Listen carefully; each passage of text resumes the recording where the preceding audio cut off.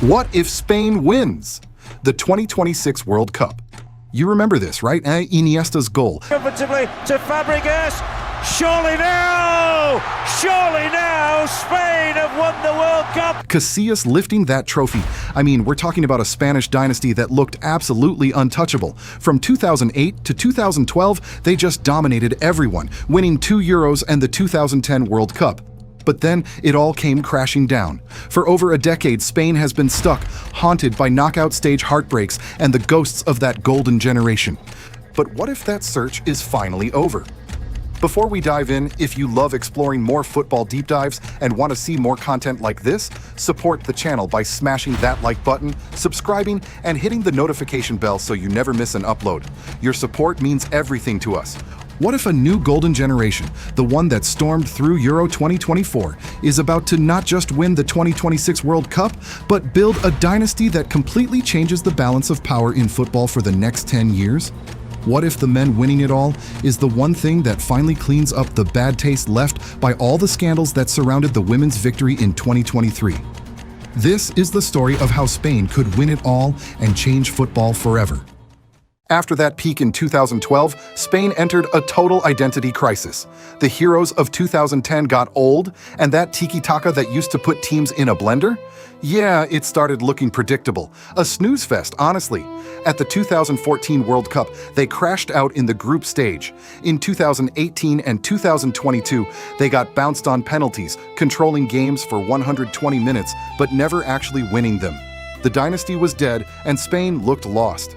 So in comes this guy, Luis de la Fuente, a manager who came up through Spain's youth system. He takes the top job in 2022 and starts a quiet revolution. He kept the Spanish DNA, that obsession with possession and technical skill, but he plugged in something new: pure speed, vertical attacks, and just this ruthless aggression. He let a new generation of talent off the leash, and the world saw what happened at Euro 2024. I mean, Spain didn't just win the Euros, they conquered it. They won all 7 of their matches. 7. That hadn't been done since 1984. And look at the path they took. They had to go through Italy, Germany, France, and England. Brutal. Suddenly, Spain wasn't just a contender, they were the #1 team in the world. A new dawn had broken, and at the center of it is this core of insane talent. You've got Pedri, who looks reborn under Hansi Flick at Barcelona, running the midfield like a 30-year-old veteran. You've got the Ballon d'Or winner Rodri, who's basically a walking, breathing tactical system all by himself. And then there's Lamine Yamal, the teenager who just ripped Euro 2024 to shreds. This kid plays with the joy of someone messing around in the park, but has the ice-cold finishing of a 10-year veteran. It's insane. You surround those guys with the electric speed of Nico Williams and the experience of players like Dani Carvajal, and this isn't just a team, it's a perfectly balanced machine. The 2026 World Cup in North America, with its huge 48-team format and that insane summer heat, is a whole different beast. But for De La Fuente Spain, the conditions are almost perfect. Their style, blending that patient possession with quick killer attacks, is built to wear teams down and save energy. They get drawn into a pretty nice Group H with Cape Verde, Saudi Arabia, and a shaky Uruguay. They basically cruise through the group stage, using the games to get their system humming. De La Fuente's 4-3-3 is just a nightmare for other teams. Rodri drops back, which lets the fullbacks bomb forward, while Pedri and Fabian Ruiz create these little triangles in the midfield that opponents can't figure out. All while Yamal and Williams are on the wings, providing that chaotic one-on-one brilliance that just breaks defenses. Now, the knockouts. This is where Spain usually chokes, right? Where all that pretty passing means nothing. Their first test is in the round of 32 against a disciplined, defensive team like Algeria or Austria. And it's a grind. The other team just sits back, frustrating Spain for most of the game. But this team is different. They don't just pass, they penetrate. Then you get a moment of pure magic from Pedri, a pass that looks impossible, and Mikel Oyarzabal, the hero from the Euro final, is there to provide the finish. The first ghost busted. The round of 16. And who do they get? Of course, England, the team they just beat in the Euro 2024 final. You know the English are out for blood, the game is a war. It's a physical end-to-end chess match between two of the best teams on the planet. The game goes to extra time, and you can feel the anxiety. Here come the penalties again. But this new Spain shows its mental strength.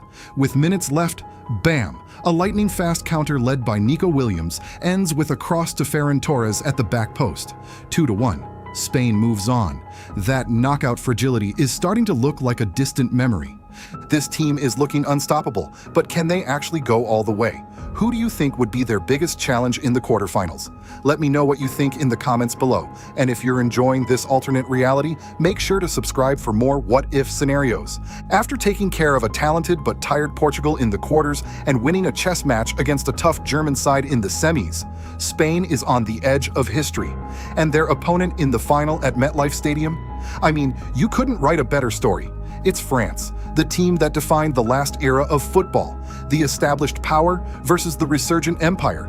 The match is everything you want in a World Cup final, a clash of giants, a tactical battle, and just pure individual brilliance. And France, with that terrifying speed they have on the counter, they strike first. A lightning transition finds their star striker, and he doesn't miss. For a second, you think the Spanish dream is turning into another nightmare. But this new Spain? They don't panic. Not anymore. Led by Rodri, they just take the ball and get control of the game, their calm, methodical passing just sucking the life out of the French press. And right before halftime, they get the equalizer. A ridiculous through ball from Pedri splits the French defense open, and Dani Olmo, a guy who always shows up in big games, slots it home. We're level at the half, and the entire world is holding its breath. The second half is tense, cagey. Both teams have chances. Unai Simon pulls off an insane save to deny a French forward, and at the other end, the French keeper makes an acrobatic stop on a header from a corner. The clock is ticking towards 90 minutes. Extra time feels certain, and then it happens. It's the 88th minute. The ball finds its way to Lamine Yamal out on the right wing. He's isolated, one-on-one. The weight of the world is on this kid's shoulders, who just turned 19. But Yamal doesn't feel pressure. He fakes left, explodes right, and his defender is just gone. See ya? He drives to the byline, he looks up, he sees his teammates crashing the box, but he doesn't cross. He cuts back inside onto that magic left foot, creating just a tiny bit of space. And from an angle that makes no sense, he launches this curling, dipping shot that just sails over the keeper's fingertips and into the far top corner. It's a goal of pure genius, pure audacity. I mean, to even try that at 19 in a World Cup final? That's what separates the good players from the legends. The stadium just erupts. The final whistle blows a few minutes later. Spain are champions of the world. So what does this mean? It's not just a trophy. It's a massive shift in world football. The era of France and Argentina is over. A new Spanish dynasty is here. And this win, unlike 2010, which felt like the end of a long project, this feels like a launchpad. With a core of young superstars like Yamal, Pedri, Williams, and Pau Cubarsí, Spain is set up to dominate for the next decade. For the players, their legacies are set in stone. Luis de la Fuente, the quiet genius, joins Del Bosque as a Spanish legend. Rodri, with a Ballon d'Or and a World Cup, is cemented as the best midfielder of his generation, no debate. And Lamine Yamal? I mean, winning the World Cup at 19 as the main guy, that puts him on a path that only Pelé has ever walked. He doesn't just join the GOAT conversation. He kicks the door down with a head start on guys like Messi and Ronaldo, who took years to get there. The win also has a huge impact back home. For the Spanish Federation, this clean, incredible victory for the men's team is a moment of redemption. It finally lets the world move on from the scandals that ruined the celebration of the women's historic World Cup win in 2023. The nation can finally just celebrate, no strings attached. The balance of power shifts everywhere. The Barcelona core of Yamal, Pedri, and Cubarsí becomes the most valuable property in football. De La Fuente's tactical mix of possession and vertical speed suddenly becomes the new blueprint for everybody. Spain isn't just the champion anymore, they are the standard. From the ashes of a fallen dynasty, a new empire rises. A team that respects the possession principles of its past but embraces the speed and directness of the modern game. A generation of stars who play with a mix of fearless youth and veteran smarts. Winning the 2026 World Cup wouldn't just be a second star on the jersey, it would be a declaration that the future of football once again belongs to Spain. But it leaves us with one massive, tantalizing question. With a World Cup and a European Championship already in the bag before most of these guys have even hit their prime, could this new Spanish team actually be better than the legends of 2010? Let me know what you think in the comments below.